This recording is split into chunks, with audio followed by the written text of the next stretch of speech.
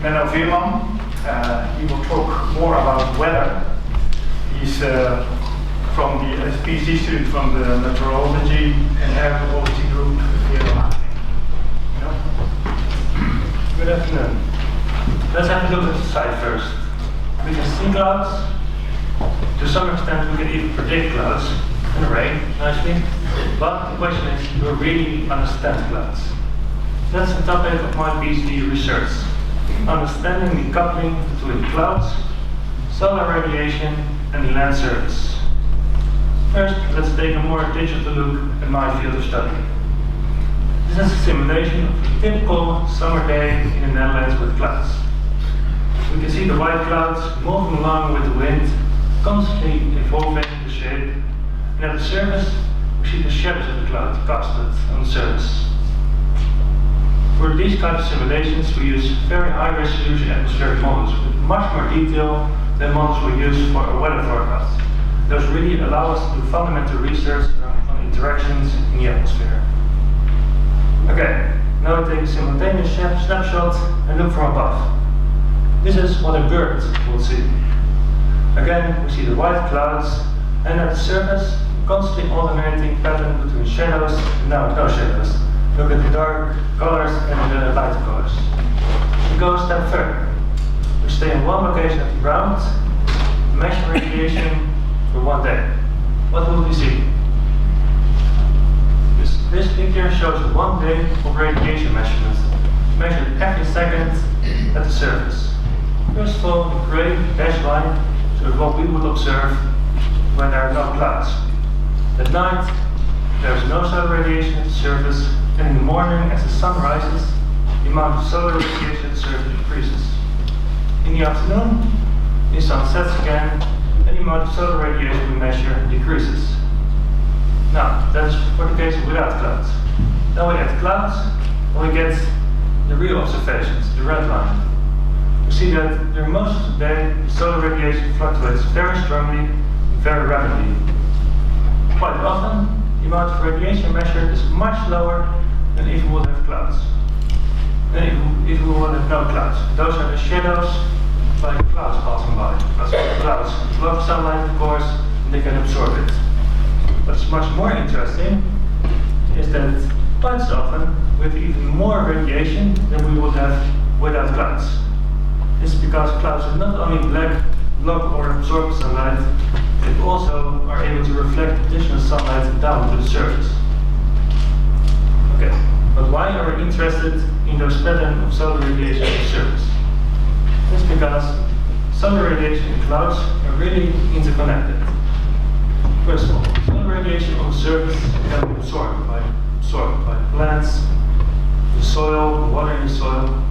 And if plants absorb solar radiation, they can photosynthesize.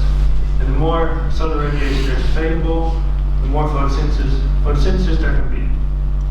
When plants photosynthesize, they can not only produce oxygen by taking up CO2, they are also able to release water to the atmosphere.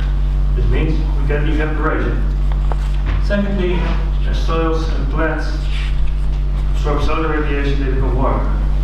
This means in the end, the surface becomes warmer than the atmosphere above and also starts to release heat. So we have a release of moisture and release of heat from the surface to the atmosphere, and the atmosphere just above the surface becomes warmer, becomes moisture. This then generates turbulence.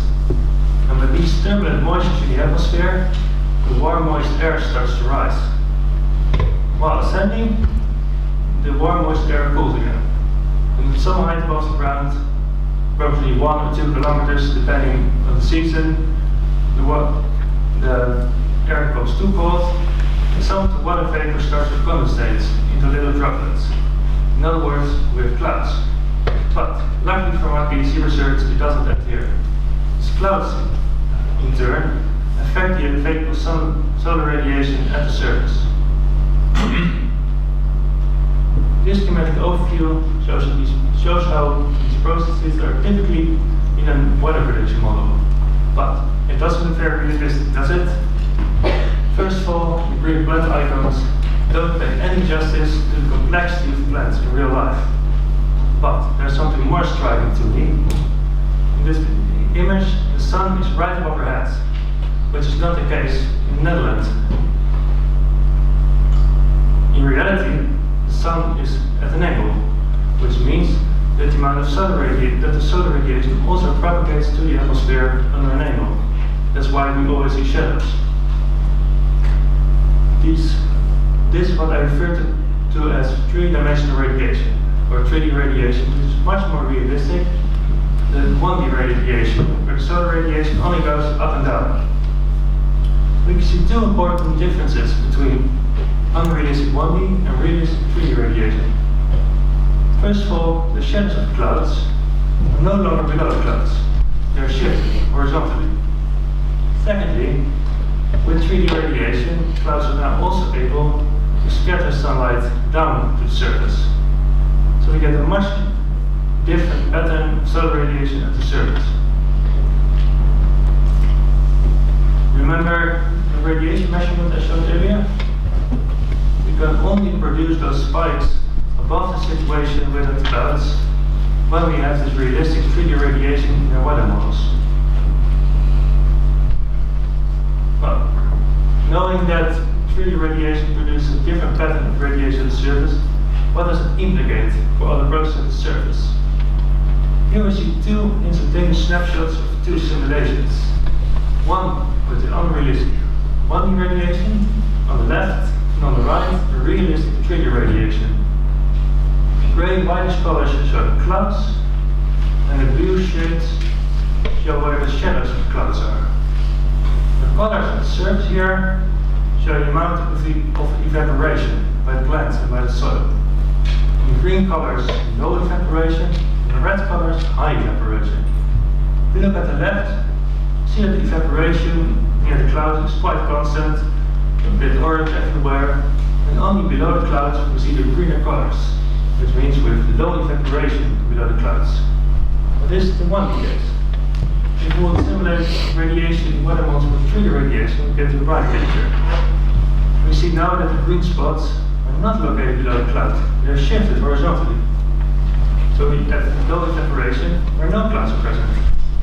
Moreover, below the clouds, we now see the red colors, which means that with this realistic 3D radiation, we get very high evaporation below the clouds.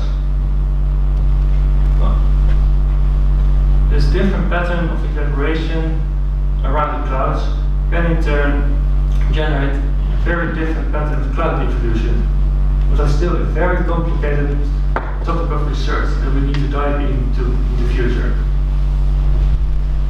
Let's take a small step back. I talked about the unrealistic 1D radiation and the realistic 3D radiation. Now we might wonder, if we do atmospheric simulations, why not go for the 3D realistic radiation in the first place? Well, there are two major challenges that need to be overcome first. First of all, we need to improve the models we use for this kind of research. To really focus on the fundamental processes in the atmosphere, we need high-resolution models. And especially in high-resolution, radiation calculations are a huge bottleneck in terms of computational speed. Therefore, my PhD research will also try to develop much faster radiation models using novel machine learning techniques. These faster radiation models then will allow me to do more simulation of the atmosphere, and much more important, much more accurate simulations of the atmosphere, which enables me to better represent all the fundamental processes. The second challenge that we need to overcome is that we need much better observations. My PhD project is part of the shedding light on clouds project by Giel van Heerwaarden, funded by the NWO. And as this project, another PhD student also sitting here in the room is going to observe radiation with a unique 2D grid of radiation measurements. This allows us to really see the spatial structure of low solar radiation, high solar radiation as clouds pass by over the field. For me, this kind of data can be very useful to validate results I obtain with atmospheric models, and hopefully also to discover some patterns that I have so far not been able to discover in atmospheric models. If we are able to overcome these challenges, to improve our models and to have better observations, it allows us to do more fundamental research on the interaction between clouds, solar radiation and processes at the surface. With this, thank you for your attention.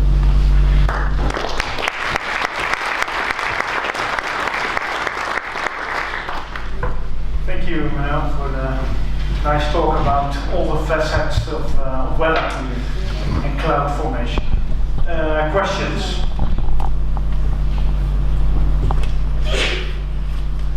So, a lot of the evaporation, but also the cloud formation is also dependent on the vegetation.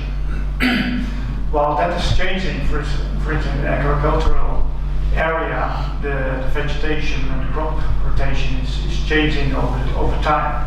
So what can a model tell you then about the situation at that particular moment with a particular vegetation?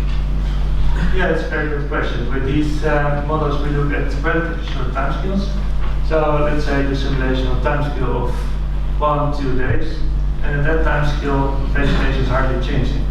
But of course, if we look more at the climatological timescale, or even smaller timescale, the land use change, there are huge changes in the land use. So then we can try to use models with different processes and different surface characteristics, and really see what the fundamental processes are and what happens if we get other plants with different evaporation. It's a very interesting topic of research to see how that happens. More questions? Yeah, so nowadays there's a lot of solar power being generated. Is this also relevant for solar power management? Yes, especially the accurately predicting the amount of solar radiation to surface in 3D, because very accurate is very important for solar companies, because they need to have very good and high resolution measurement of solar radiation to surface, so they are able to predict fluctuations in the power output of solar panels. So if we are able to generate better weather models and better radiation models, also benefit solar power companies that have good estimates of how much solar energy output there is going to be and where.